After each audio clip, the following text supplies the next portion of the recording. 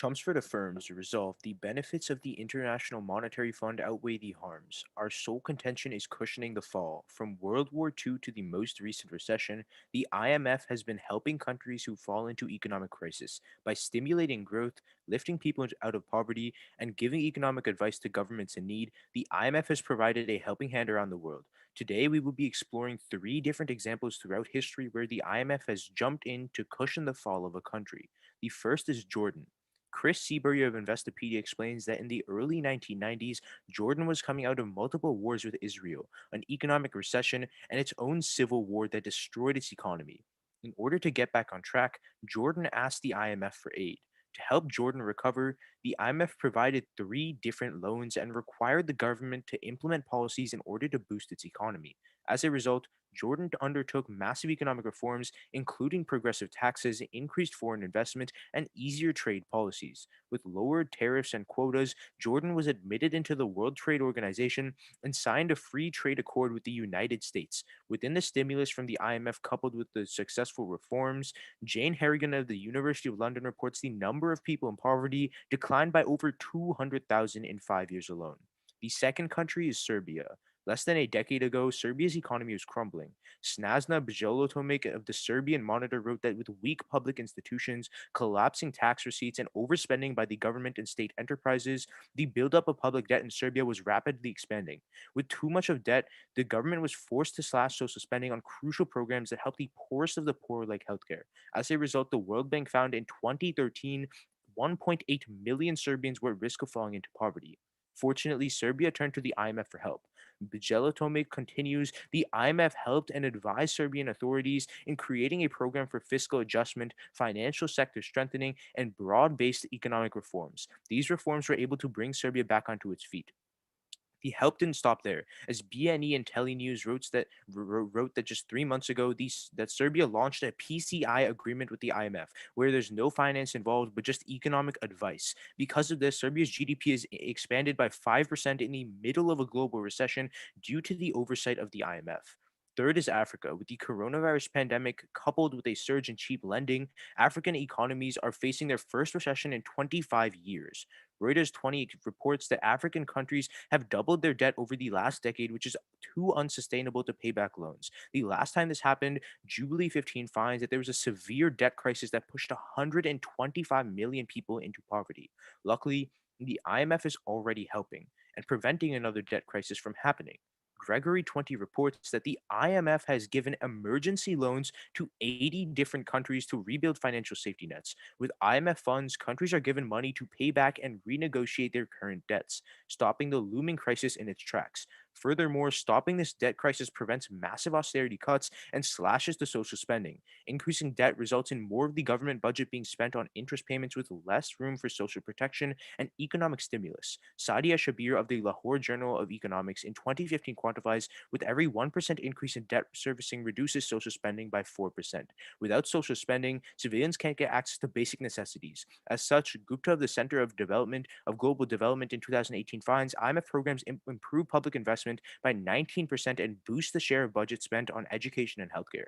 At the end of the day, we looked at only three of the hundreds of examples of the IMF swooping in and saving countries in need. By looking at every instance of IMF intervention, Dane Rowlands finds that in 2017, that those that ultimately sign an IMF agreement see a GDP increase of 3.5% more than those who don't. And Schneider 2000 concludes that countries see an average of a 20% reduction in poverty under the IMF.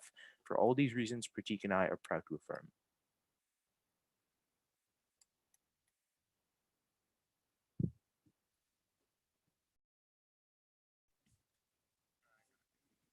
Okay.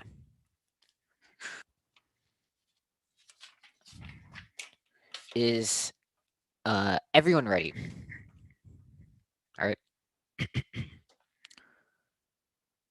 Basis negates. Our sole contention is worsening economic catastrophes. There are two ways the International Monetary Fund has crushed the economies of developing countries. First is through increasing income inequality. Global Exchange writes in 2011 that rich countries dominate decision making to the International Monetary Fund because voting powers are determined by the amount of money that each country pays into the IMF's quota system. This means that the interests of bankers, investors, and corporations are put above the needs of the world's poor. For example, Lockheed of Queen's University finds in 2020 that prior to the IMF involvement, most developing countries had progressive tax systems that taxed the rich at higher rates. Unfortunately, IMF bailouts require countries to replace these progressive tax systems with regressive tax systems, meaning that the poor are taxed at even higher rates. Usually, Damon of the London School of Economics explains that the International Monetary Fund requires the imposition of a value added tax, or VAT, in 90% of their loans. A VAT tax is levied on the price of a product or service at each stage of production, meaning it targets the poor and rich equally. However, this disproportionately affects the poor, as the poor spend far more of their income on basic necessities and consumption goods. Thus, Rusa Victor University finds that a 1% increase in value added taxes increases income inequality by 0.5%. Overall, Lang of the University of Mannheim quantifies in 2020 that IMF involvement increases income inequality in a country by 2%. This is disastrous, as income inequality decreases consumption and as the rich hold onto their money, which is why Letterman of the World Economic Forum quantifies that a 1% increase in income inequality decreases long-term economic growth and sustainability by 5%. The second is through austerity measures. Lee of Science Direct finds in 2015 that the IMF provides financial assistance to countries only if they implement tough austerity packages. Global Exchange confirms that the IMF structural adjustment policies, or SAPs, ensure that debt repayments by requiring countries to cut social spending into things like healthcare and education. In fact, Rutherford of Oxfam quantifies in 2020 that 84% of IMF loans push for deep cuts in social services, leaving millions without access to healthcare or income support. Even during the pandemic, Jones of Reuters finds in 2020 that the IMF mandated 80 different countries to implement deep austerity measures. Critically, Ambrose of U Chicago finds in 2020 that the IMF's austerity economics threatens to plunge countries into years of suffering and a new lost decade for development. There are dozens of examples where the IMF has forced this austerity in the past. For example, in Tanzania, the IMF got rid of its free healthcare and education system and subsidized food program, which was disastrous, as the Guardian quantifies that 8% of the nation's population, or 1.4 million people, got AIDS as a result. The number of patients treated in Tanzania's hospitals halved, school enrollment dropped by 20%, GDP per capita in Tanzania also dropped by 30%, and 50% of the population is now living in poverty. In West Africa, Stubbs of the University of Cambridge explains in 2017 that the IMF targeted health investment, cut wages for doctors and nurses, and decentralized health services, which affected hundreds of millions and shot up infant mortality to the highest in the world. Additionally, the IMF cut fertilizer subsidies to farmers, putting millions of farmers out of work, and these farmers couldn't even get an education to find a different job because the IMF also cut education subsidies as well. Thus, Shaw of the University of Michigan finds in 2013 that in Africa, spending on healthcare declined by 50% since IMF programs began, concluding that 500,000 children have died as a result. And Stalker of Oxford quantifies that the health effects of the IMF conditions killed 4 million people. These cuts to social spending also crash economies. For example, in Latin America, Smith of Harvard quantifies that IMF spending cuts led to a 15-year recession, pushing 72 million people into poverty. Which is why overall, Easterly of New York University concludes that IMF loans push 14 million people in addition into poverty every single year. Thus, we negate.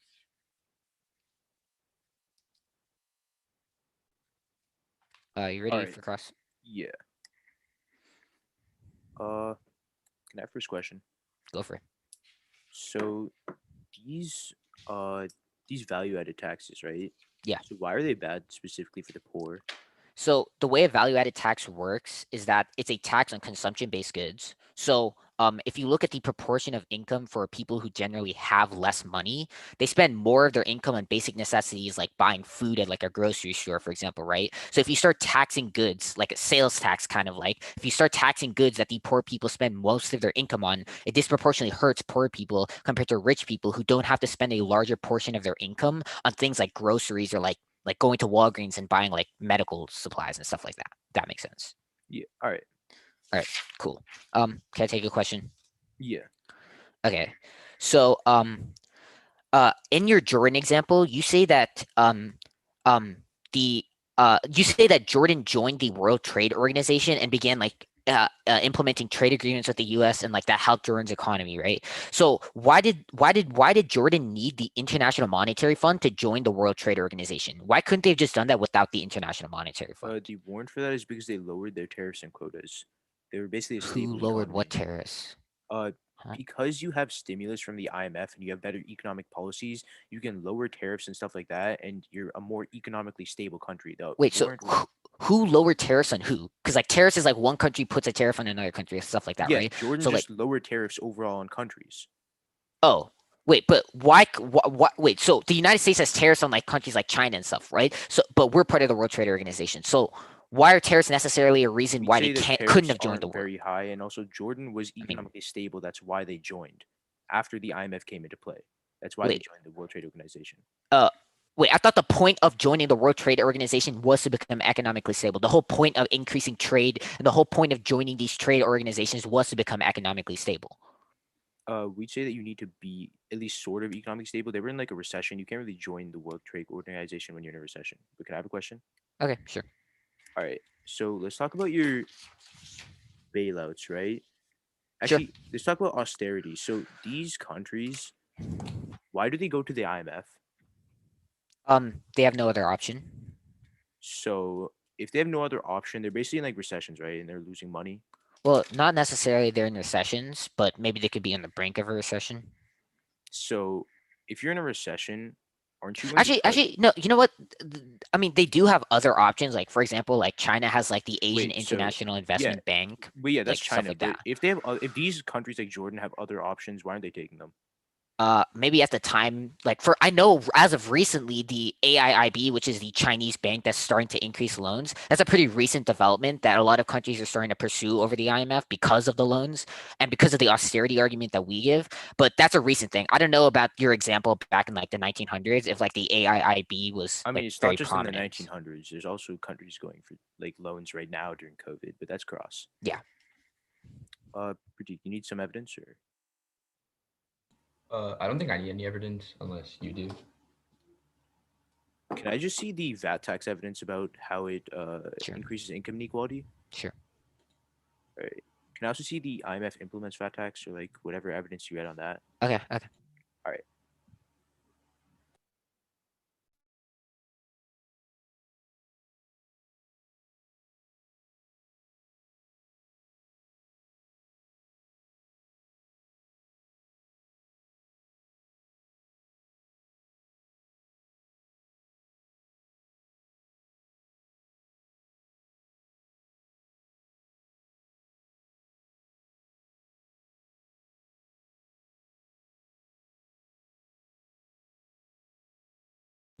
Is that one piece of evidence like all or I'm adding the second one. okay?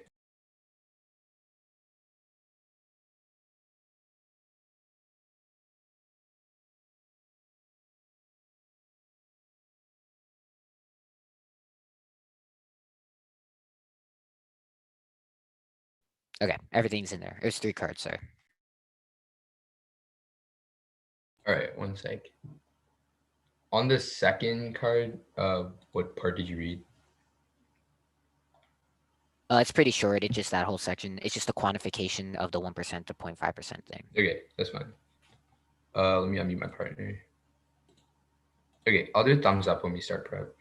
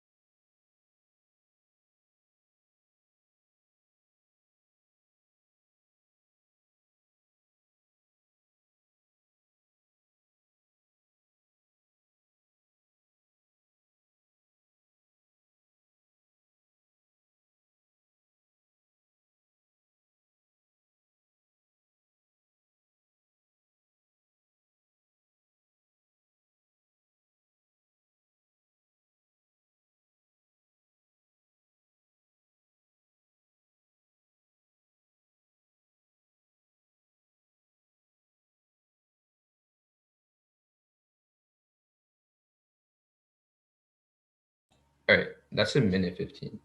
Let me just write that down. All right, cool. Just for everyone in the round, it will be going down my opponent's case, the con case. Is anyone not ready? Great. Time starts in 3, 2, 1. At the top, FIDMERC 15 finds that the IMF has empirically increased growth. Participation in an IMF program increases the average annual growth by between 0.68 and 0.82%. We're going to prefer our study because first it takes data of 213 countries over 38 years. Second, previous literature has found a negative effect of IMF loans on economic growth because countries seek IMF help. But for the most part, they're already in economic problems. That's why those studies are actually really flawed. But then on their first argument about income inequality, this is very important. Their evidence about how the IMF is not doing progressive taxation is from 2008. But in 2020, CNBC reports that the chief of the IMF literally called that they will be increasing taxes on the rich to help back against income inequality because they know about the issue. The IMF is aware of this and knows that income inequality is bad. So 12 years after our opponent's evidence, they are solving back for right now. But then Benedict 13 finds the IMF programs are found to have a gross and net income inequality decreasing effect. Although there might exist undesirable impacts in the short run, greater benefits to the poor are expected in the long run. And during the COVID pandemic, they've been following the progressive taxation with the loans that they've been giving. But then on the value added taxes, LDC are actually undertaxed and need more revenue, as Cunningham 15 finds that the richer the country that belong to the OECD collect about 33% of their GDP in taxes, or a bit less if you discount Social Security contributions, while low-income countries only collect 12%. But then the IMF is actually switching away from VAT taxes, as the IMF director confirms that progressive taxation is a key component of effective fiscal policy. At the top of the income distribution, our research shows that marginal tax rates can be raised without sacrificing economic growth. But then, even if you don't buy that, OECD 18 finds that 166 countries operate a VAT tax, twice as many as 25 years ago. So every country would have gone to VAT tax no matter what. But then, so Liha 16 finds that even if our opponents somehow win that VAT taxes still exist, they found that a 1% increase in VAT taxes will result in a 4.6% increase in economic growth because you have more money. But then on austerity, the countries that are coming to the IMF are already in a recession and are already in trouble. If they're going to the IMF, they don't have enough money to have super good healthcare spending, super good education, and etc. They're always going to have to cut social spending. So even though our opponents make it sound like the IMF is forcing these countries to cut funding towards education and healthcare, and etc., these countries were already in a very bad economic state. They were going to do it either way. But then these measures are actually very good, and the alternative is worse, as Weiss 16 finds that public austerity is a necessary condition for private flourishing and a rapid recovery, such as a stimulus program. But then the IMF 21 finds that it actually makes countries more stable. The IMF advises member countries on economic and financial policies that promote stability, reduce vulnerability to crises. Promoting economic stability is a matter of avoiding economic and financial crises, large swings in economic activity, and high inflation and excessive volatility. But then Rickard 19 finds that only 25% of IMF programs actually do the severe austerity cuts. But then Turner as Fur 13 finds that lower spending can bring debt under control and promote investment. Structural reform can increase long-run growth. On healthcare, Clemens 21 finds that an analysis based on the most comprehensive data set assembled for this purpose, covering over 20 years of 140 countries, they found that IMF programs like the SAPs that our opponents talk about actually increase education by 3/4 of a percentage point and healthcare by 1%. Their study ignores the economic situation of countries borrowing from the IMF. They nearly always face severe economic disruption. They would have had these cuts either way. That's why they find you can turn it, because in the long run, poor countries saw greater increases in healthcare spending after help with the IMF. Then on agriculture, turn it as India 21 find that taxes actually raise the potential for farmers to sell their goods and get more money. Thus, you're voting pro. Okay. Can you put the rhetoric of the third response that you read on austerity in the doc? I just didn't catch it. Wait, what was the third response? It was the one that's after the IMF, it was the one that's after austerity is good for the private sector. Okay, yeah. I can try to get for that 1 sec.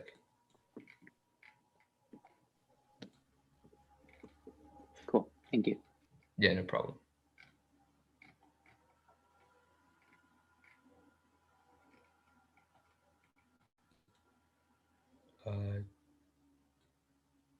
Here, I'll just like paste like the rhetoric from the doc. Where's our section? Okay. Let me know if you need more though. I'm guessing I just like cut out or something. No, you're good. We'll take prep. Yeah.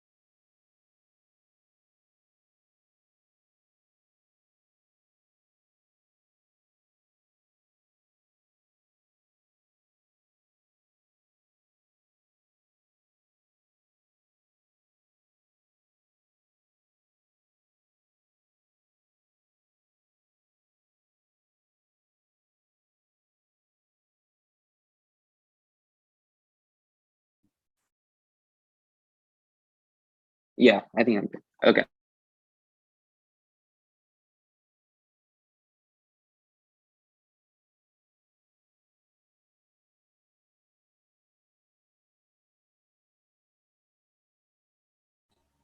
Are you just taking prep or? Is it me who can't hear him, or I can't hear him either. no one can hear you? Wait, you can't hear me? Oh, now we can. Now I can Now hear we you. Yeah. Okay. Huh, it says my internet says too. Okay, hopefully it recovers. All right. The first response my opponents give on our case is that the IMF increases economic growth. Even if it increases economic growth, our income inequality argument indicates that all of those economic gains only go to the rich. While since the IMF uses austerity to cut social programs, the poor have no access to any sort of healthcare, income, jobs to actually reap the benefits of the economic growth that they talk about. In fact, the poor just face higher taxes, which pushes them further into poverty. But let's specifically look at our austerity argument. My opponents give a couple of responses. The first thing they say is that the countries come to the IMF because they're in trouble, so they would have cut austerity. They would have used austerity either way.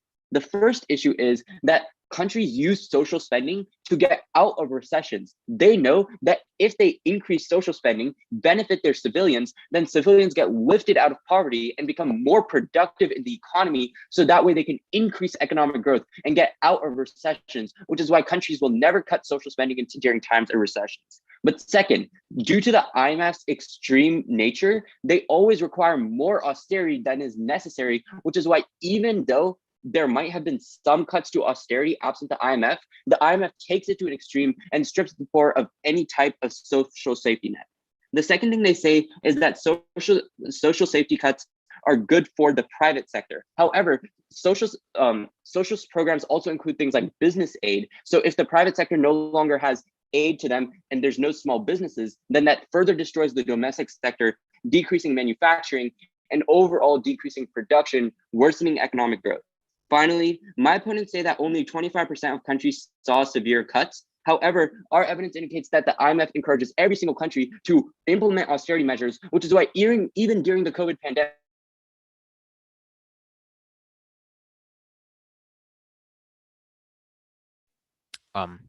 Yeah, I think he cut out. Yeah. He's at like 150. Yeah. Yeah. Yep. We'll just wait. Yeah, it's fine. Online It's fine, debate. okay, wait. Let me try leaving the meeting and coming back. Yeah. Okay.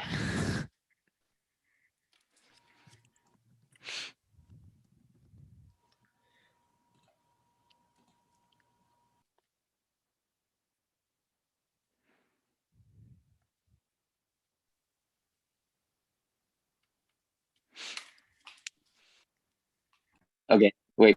Can you guys hear me better now? Yeah, we Yeah. can hear you now. Do you need us Okay. to tell you which one like you cut off on, like which response or? What was the last thing you all heard? I heard something about 25%. Like, you were on the 25% response. You said they were just Yeah. encouraging it, and Yeah. then Okay, yeah, I can You start there. you finished the response of like the 80 countries during the pandemic, and yes, Yeah. you cut out at Okay, cool. 150. And you're like All right. 150. Yeah. Yeah. So okay, sounds good. Yeah. With that, let's get to my opponent's case. Their only argument is that the IMF helps countries in crises, but there are a few ways that the IMF worsens the economic situations of countries. The first is the moral hazard. Heffler 98 of the Brookings Institute explains that countries pursue fiscally irresponsible policies, knowing the IMF will bail them out whenever they face a crisis. For example, Greece spent billions on the Olympics and went bankrupt. For this reason, Heffler concludes that the IMF is the root cause of 100 banking crises from 1983 to 1999, which Meltzer 99 quantifies the GDP dropped by 25% for half the countries. Global Exchange quantifies that just 3 of these banking crises pushed 200 million into poverty. The second is privatization. The Bretton Woods Project 18 explains that the IMF forces countries to privatize or turn government-owned corporations into privately owned companies. In Ghana, water privatization meant consumers had to pay for the full price of operation and maintenance of water utilities rather than sharing the cost with the government, decreasing access. Amanthus 12 quantifies that this increased prices 95%, leaving 6 million in Ghana without water.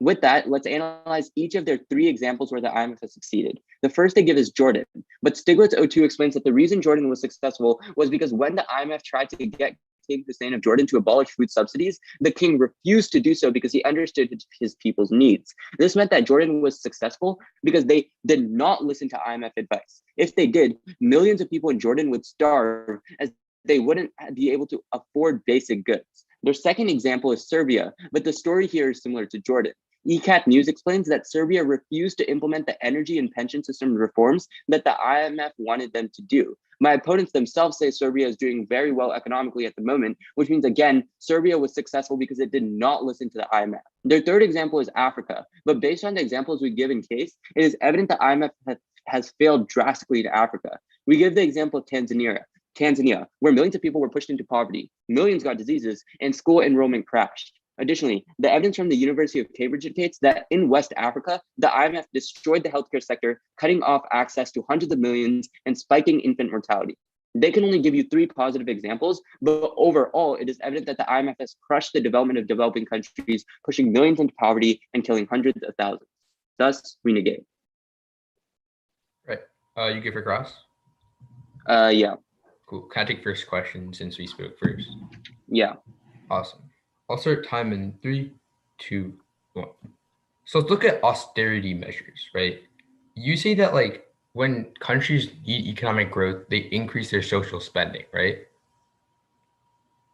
No. It's not that they increase the social spending. It's that they know social spending can help them get out of recession, so they keep it constant. Okay, sorry. So they increase social spending to increase economic growth, or like they know that like it helps with that, Or right? they keep it constant. They definitely don't. Okay. Yeah. So these countries that are going to the IMF, right? Like they're not like they haven't seen like large increases in economic growth. They're not like super rich. They're like almost about to have like a debt breakdown and all that stuff, right? Like That's fair. that's Yeah. why they're going to the IMF. Okay. So if they're like about to go into a recession, they're losing a lot of money. How do they like have the capabilities to like keep their social spending as high as it was prior to when they were in that like situation? They can cut from other sectors of the government budget, right? For example, the military. During times of economic recession, countries obviously aren't going to enter into war, so they might decrease military spending temporarily so that they can keep their social programs alive, keep their citizens well fed, make sure their citizens have access to water, other basic necessities. Okay, great. But You can take a question. I'm going to take Oh, a sorry. question now. Yeah. You can take a question. Cool. So let's talk about your example in Africa. So Yeah. your evidence indicates that the last time Africa had a debt crisis, 125 million people were pushed into poverty. But the IMF intervened in that. So even when the IMF intervened, if 125 million people were still pushed into poverty, then how is the IMF doing any good to Africa? Okay, so a couple of things. First, our like argument isn't that like the IMF helped in that situation and like did good or something. our argument is that right now these African countries are on the verge of another debt crisis, which is why like history could repeat itself, and the IMF is stepping in to help right now. Second, that response was not made in rebuttal. But then No. third, like even if the IMF hold on. was like there at the time, we would say that it would have been much worse without the IMF because you So don't how have much anyone worse would like it have helping. been? I mean, we don't know because the IMF was there. Like it would obviously be worse because there wouldn't be any help. Because I'm just asking, right? Because if 125 million people were pushed into poverty, even with the IMF helping, that's obviously like a huge number, 125 million people. Yeah. So But what benefit did the IMF do? We're saying, I mean, our argument is that right now, like they're on the verge of falling in. Like, Right, I don't, right. yeah, And I'm asking about your historical example because you say that what? in the past, in the 1980s, there was the same debt crisis in Africa. The IMF intervened in that debt We never crisis. said the IMF intervened, and you never said I'm that in saying the rebuttal. IMF I mean, this is crossfire, so like you can't like you didn't So make I'm the just response asking in you a rebuttal, question but about an empiric, but that's fine. You can take the okay. question. I mean, yeah, again, like I said, like it's scalar. It would have been much worse without the IMF at the time. But then we don't know your impact, right? Because we don't know how much worse it would have been. What our impact is saving another like millions of people from falling into poverty right now, and that's happening because that's not like I mean, they're not falling into poverty because the IMF is in place right now, helping So with how like many bailing them millions? out. What? I don't. What do you mean? So how many millions of people? 5 million, 6 million? 125 million people again. Like I don't like what? Okay, that's fine. I don't think this is We're going over anywhere. time. Yeah. Arjun, do you need any cards? Can I see the Stiglitz evidence? The king refused to abolish food. Can I see like, Yeah. the news evidence you read on Serbia? They didn't do the energy and pension reforms. Okay. Yeah, I think that should be all.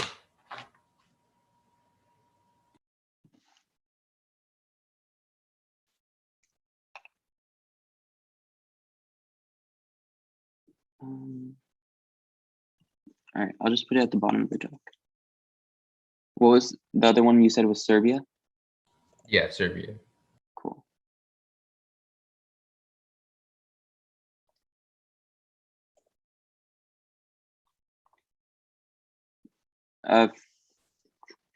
Okay, both are in the doc.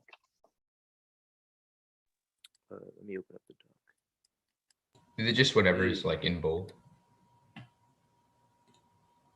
Yeah, that's why it's in bold. Yeah. Okay. Wait. Sorry. I was looking at like the top because I thought you said top. No worries. Yeah. Never mind. Real quick, the website is like. Oh wait, no. It's fine. I'm good. Okay. I'll do a thumbs up when we start. Crap. Let me just unmute my partner. Okay.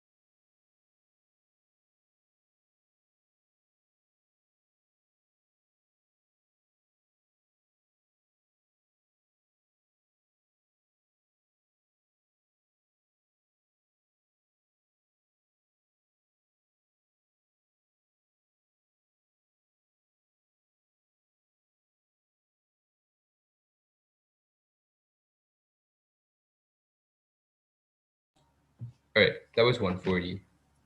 All right, it's gonna go our case and then their case. Is everybody ready?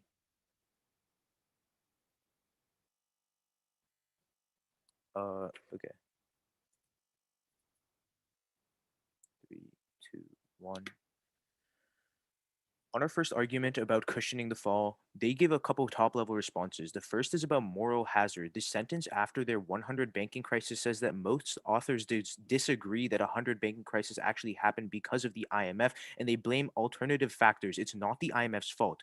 Go to their privatization argument. They say water is privatized and like that's bad. We'd say that while Jasper 12 finds the water before was really, really bad, 75% of the time there was no water, and when there was, it's not even safe to drink, whether you're rich or poor. Privatization just increases the quality of water. It's actually a lot better. Then they give you a piece of evidence specific to Jordan about how the king refused to abolish like food subsidies. One, it's subsidies. It's a really small part of the reforms. Two, they literally got this evidence from Course Hero. I use Course Hero to study for Physics 1 AP. It's not a reliable website.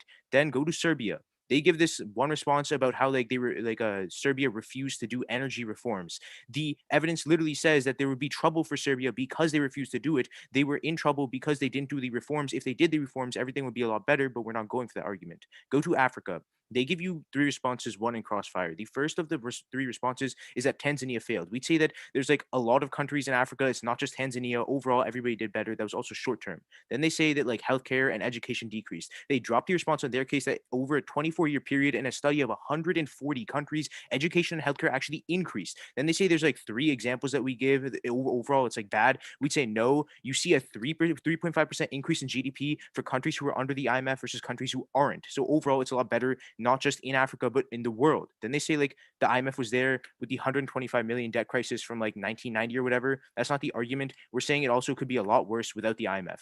The argument on Africa is really simple. Right now, coronavirus has increased the debt crisis in Africa. They're at levels where they have almost never been at before. The last time this happened, there was 125 million people being pushed into poverty. The IMF has already given emergency loans to 80 different countries to rebuild the financial safety nets, and the companies can pay back and renegotiate their debts, stopping the crisis. Shabir tells you that a 1% increase in debt reduces social spending by 4%, which means that we are the better link into social spending, because when you increase debt, you see a decrease in social spending. You can see overall it's a lot better because countries who are under the IMF see a 20% decrease in poverty, which also answers income inequality on their case. Go to their case. The overview that we give you about poverty decreasing, it's the best study in the whole round. It's 213 countries, 38 years. They just say it's like about the rich. No, they dropped on their case how income inequality also decreases. The turn that says when there's less debt and less social spending, there's lower income inequality.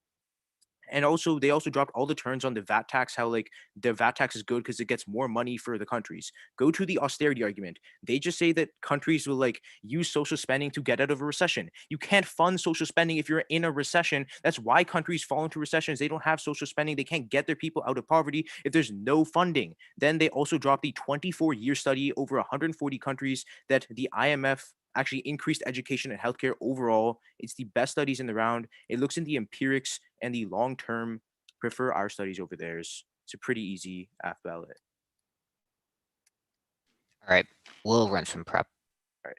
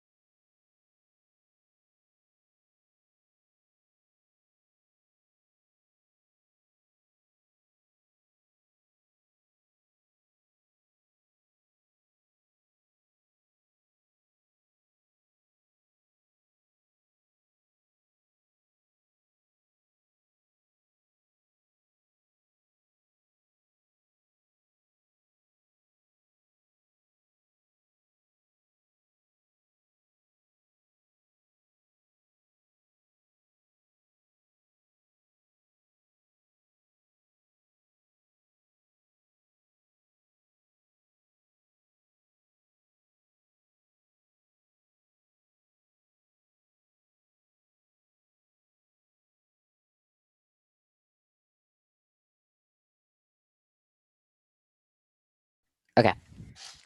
So the order of my speech will be first discussing austerity, and then I'll be talking about my opponent's arguments. All right. Yeah. Okay. Is everyone ready?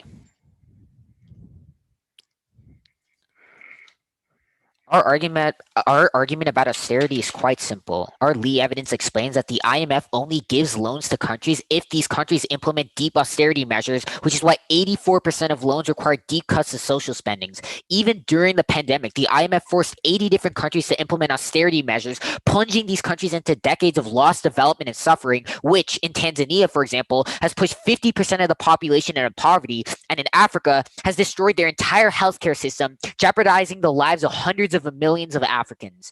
IMF austerity economics has caused a 15-year recession where economic growth was cut by 40% and 72 million people have fallen into poverty.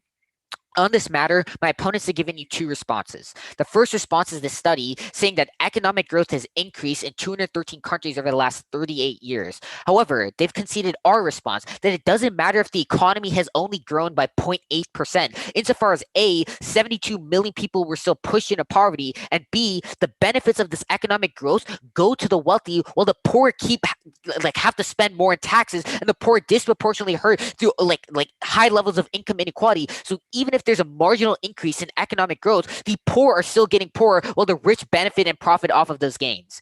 The second response my opponents say is that you can't fund in a recession, you can't fund social programs. However, Ayush already addressed this in the cross-examination when he said that these countries can cut from other parts of the spending budget, like the military. They don't need to cut from their social programs. At that point, my opponents have actually zero responses on our case, which means you should be voting on the fact that the the International Monetary Fund, is forcing countries to cut spending on social programs, pushing hundreds of millions of people into poverty, and jeopardizing healthcare systems in its entirety. With that done, let's go on to my opponent's arguments. The first thing to extend is this argument about privatization. We tell that the IMF pushes privatization, such as in Ghana, where they force the water companies to privatize, which spiked the price of goods and commodities, specifically water, by 95%, so that people couldn't even afford water, which is why 6 million people currently in Ghana have no access to water. My opponents say that 75% of the time people didn't have access to water, and privatization only increases the quality of water. Two things. Number one, the reason why 75% of the population didn't have access to water is because of our privatization argument. People literally cannot afford water because the IMF increased the price of water through privatization. But number two, even if the quality of water increases, it does not matter insofar as people can't even access it except the ultra wealthy. So it doesn't matter if the quality increases slightly if people can't buy the water in the first place.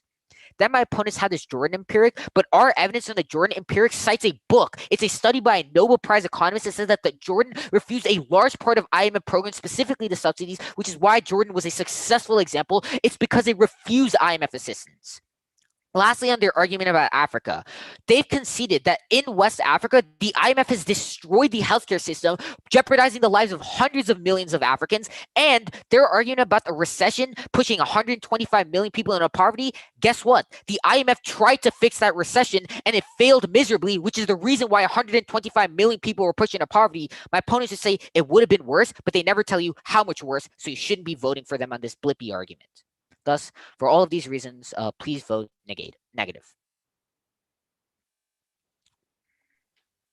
I don't really have a question. I mean, we can start cross, but Prajeet, do you have one? Sure. Okay. Yeah. So I guess we can talk about like healthcare spending. Yeah. Because that's the argument I'm going for. So, let me start cross. So um, like in response to Tanzania, you said that there are a lot of other countries who did better. Yeah. But There's like 54 countries in yeah, that. yeah, I yeah. don't know. So can you? Yeah, yeah. I understand. There's 52 countries in Africa. So what countries did better, right? Because we're the only side that gives you two examples. One is We'd like say West Africa, yeah. and two Tanzania, right? And you say And One other specifically, countries. specifically a developing country, right? Yeah, Because we'd if you say give just example, about we'd say just about every country did better long term that got Yeah, can you loans. name can one? you give Like, a specific I yeah. don't have. I example? mean, Jordan is in Africa. I don't know. Like Jordan's in the Middle East. Okay, Yeah. I'm not that good at I geography. don't think it's just Africa. Though. I think it's Yeah. just like a meta study. No, Like, no, but Yeah. I'm talking about your response to our argument about Africa, because your argument, you specifically cite your argument as it helped Africa, but you're not giving me any Yeah. specific countries as wait, what it which helped. response? We read like multiple terms on austerity cuts being good. Yeah. I'm not talking about my case. I'm talking about on your case when you say Yeah. Africa and you say that the IMF has helped Africa. Well, I'm asking what countries have been helped. I mean, our Because evidence doesn't really list off like 30 different countries because there's no point in doing that. They just say like There's a in point, West right? Africa. I mean, There's a point nobody really because wants to type analyzing off specific. 30 different countries. They just look at like all the Can you countries just in give West one Africa in country in total. Africa wait, where yeah, I just an IMF yeah. loan has been successful? I can probably find one for you. but- No, wait. Our evidence is. Wait, I'm so confused. Like, are you asking like what our argument is? Like, No, No, I no, we're understand just your argument. asking I'm for an asking for a specific. example. Yeah, exactly. We just want a specific example, right? Because we're giving you counter examples that are specific. We give you Tanzania and we give you the entirety of Okay, West yeah, Africa yeah. as examples of how the IMF has failed miserably, right? So Yeah, we're asking for so- you to give us examples. yeah. So like the one in our case just specifically talks about like 80 countries that are getting help right now, like Okay. amidst like almost yeah, like them yeah. almost So- going into like a debt. So like again, like that's yeah. I don't know that. I don't know all the 80 because like countries. Like, you yeah, I don't yourself know all said the that 80 like countries. Africa only has 52 Yeah, countries, but it's like right? So yeah, okay. But so like how is it helping Africa? Like who's being helped? What like I who, mean, what, it's when, just where, it's why? just Right? countries that need help, right? Like obviously, like the rich countries are not going to get anything because they're not in like in danger of going like having millions of people falling into poverty. The 80 countries that do need okay, help, Yeah, That's I'm not on they're like being I just benefited. searched it up. Cameroon was one of them.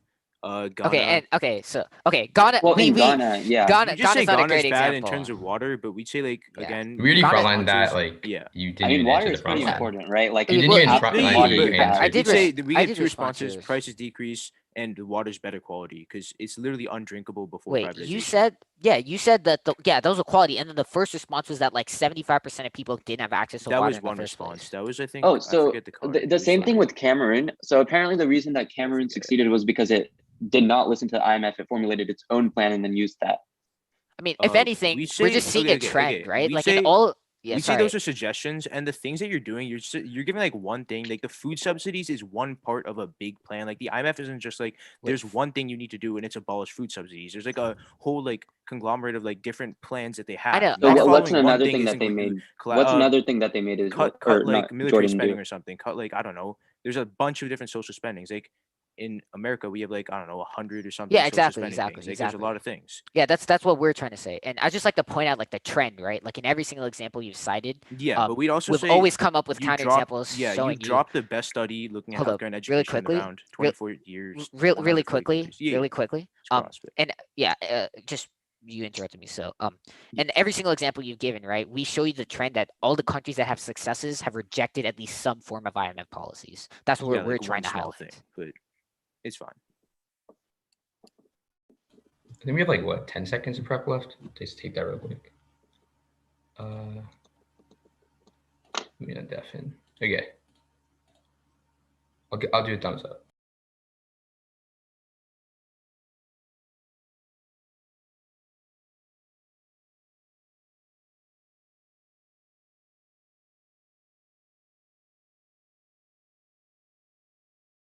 All right, that's done. It'll go our case, the pro case, and then their case, the con case. All right. Wait. Yeah. Yeah. Okay. So time starts in 3, 2, 1. Our argument is very, very simple. Last time Africa saw a debt crisis, we saw 125 million people fall into poverty. Our opponents just say the IMF did something and that's the reason that it all occurred. They bring this up in their last speech. It is way too late in the round to evaluate this new piece of evidence. It's very unfair. Don't count it at all in your decision. But with that, what we said is that in 2020, the IMF gave 80 countries that were also about to default. They're giving them loans, they're bailing them out, they're saving them from having another repeat of these 125 million people falling into poverty, which is why we haven't seen this occur. Our impact is very simple. Not only do we stop millions of people falling into poverty, but that's why like in the meta study of like different IMF programs and what they've done in different nations, we've seen a 20% decrease in poverty under the IMF and a 3.5% increase in the GDP. They just say that like all the money is going to the rich. If poverty has been decreasing under the IMF, the money is not going to the rich. It's going to the poor who are in poverty. Then let's go to their case. Or sorry, then like then they like give a couple of responses First, they say like in Ghana, like there was some privatization, which was really bad for water. We tell you that even before like privatization occurred, 75% of people couldn't even have water. So like you're still having like no one gain access to water. But then we also told you guys because of alternative causes, it's not just the IMF. Let's go to their case. At the top, their whole argument is that the austerity cuts, which is like cuts to social spending and etc., are really bad. Remember, Judge, what we've been telling you over and over and over again. If a country is going to the IMF, they're already like have a really bad economic crisis. They're going to do austerity cuts no matter what. They will see a decrease in stuff no matter what. But then we tell you that a meta study of 140 countries that gained like help from the IMF when they saw austerity cuts in the long run because the economy increased, they saw increases in healthcare and increases in education. Their Tanzania example is very small. We tell you that again, in the long run, you see so much stuff increase. But then they also talk about like how like the money like decreases for people and like all these different countries like rejected IMF stuff. That was very small. It was only like only food or like only military, but like overall the IMF did like a lot of stuff. Thus you're voting pro. Okay, we have 20 seconds of prep left. Yeah, we're gonna run it.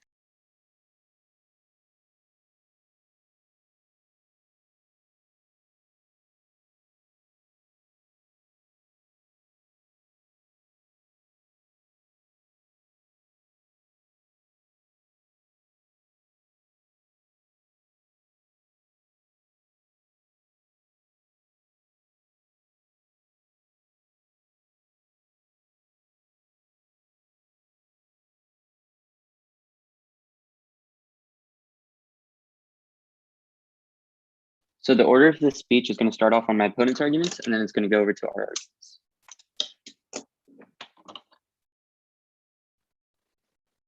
All right. My opponents end their last speech by saying that the IMF has, quote, done a lot of stuff.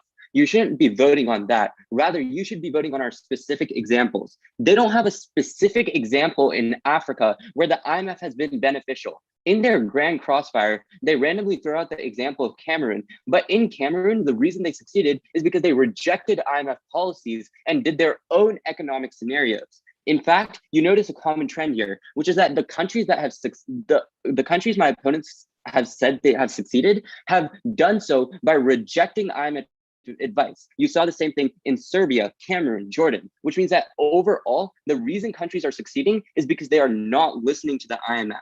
In fact, we give you the examples where countries have listened to the IMF and then have failed miserably. We talk about West Africa, where the IMF forced them to cut healthcare spending, risking hundreds of millions of lives because people didn't have healthcare to go and see a doctor. We give the example of Tanzania, where millions of people got infectious diseases such as AIDS, and 50% of the population fell into poverty, which means that even though they talk about how the last African debt crisis pushed 125 million people into poverty, the reason it did so is because the IMF tried to get involved and it failed miserably, which means the only place you should be voting in today's round is on our argument about austerity. We argue that the IMF forces the governments to cut social spending and investments into basic services such as healthcare and education. It's doing this even in the midst of the pandemic. In fact, it did it in Tanzania and West Africa. Overall, we say that the IMF austerity has caused a 15-year recession that pushes 70 million people into poverty and jeopardizes healthcare systems. Our opponents give one response, which is that these countries would have cut social spending either way because they're in a recession. Remember, countries know that social spending is the way to get out of a recession because it helps the poor, which means that countries are going to cut from other things like their military spending and free up other places in the budget to make sure they can keep social spending high, but the IMF forces them to come in and cut it, pushing millions of people into poverty. Thus, we negate. All right, great, y'all. Around. Good debate. Good debate. And thank you, Judge. Thank you, guys. Great round. Good luck.